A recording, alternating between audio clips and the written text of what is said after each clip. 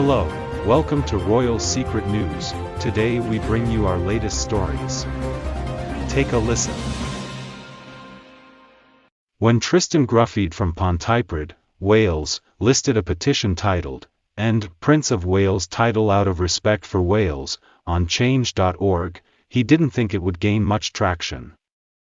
Perhaps a few signatures from friends and family who may come across it on Facebook and offered their support. He listed the petition immediately after the new King Charles III, who had held the Wales title since 1958, passed it on to his son, William. 2 weeks on, the petition had attracted more than 36,000 signatures. The number accounts for just 1% of Wales' population, but believes this has sparked a national debate about the space the Prince of Wales title occupies. He told Express.co.uk, simply, "I think it undermines Wales and its status as a country. It undermines devolution, Wales' national parliament that wasn't even notified about the decision to pass the title on. A lot of people have come to understand the symbolism and what this title might mean for Wales since the Queen passed away. And they now understand the power it still holds." William and Kate this week made their first visit to Wales since assuming the roles.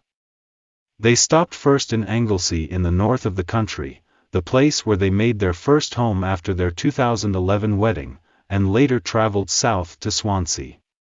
At each location, they were met by thronging crowds hoping to say a few words and have their pictures taken.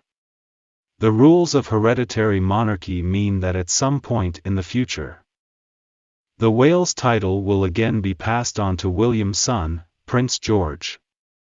He will similarly pass it on to his child, and so on.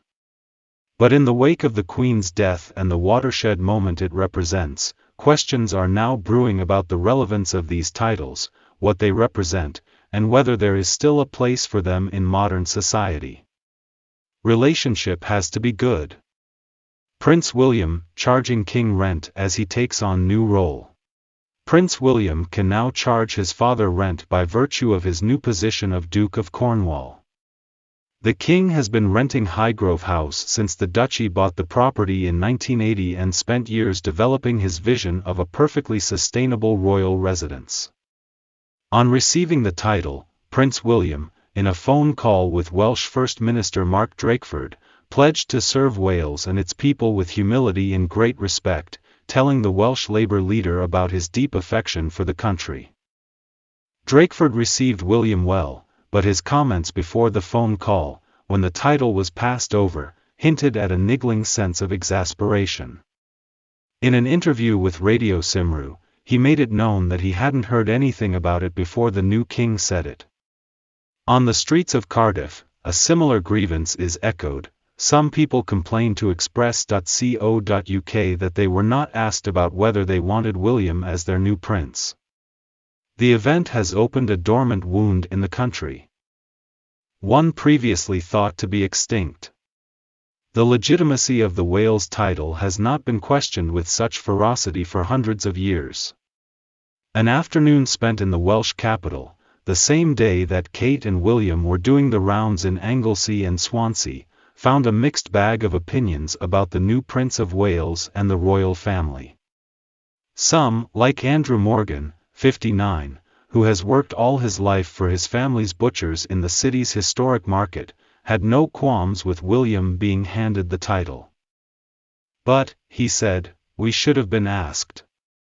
They make decisions without even contemplating what people in Wales think.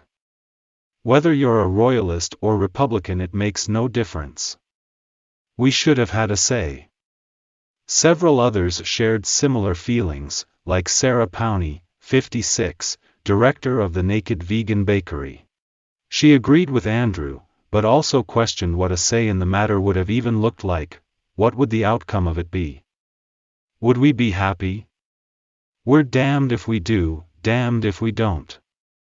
But others, like Elizabeth, 60, a lifelong Plaid Cymru voter, said she was happy with William's new role, and that the royals had been a force for good for Wales, there's been huge change and an influx of prosperity with the Wales title and the name of the person who holds it.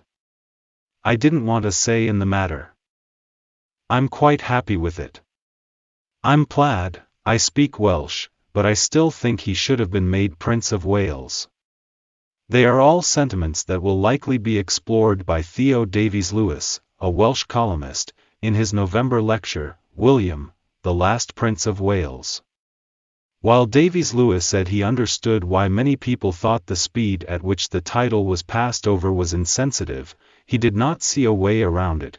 It would leave the royal family extremely vulnerable to having politicians or public figures criticizing their place in modern Wales, and stirring the Republican cause over a prolonged period. Before the 12th century, the Prince of Wales title was held by members of the various Welsh royal dynasties. Thanks for staying with and trusting us. Please give a like, share and subscribe to Royal Secret News.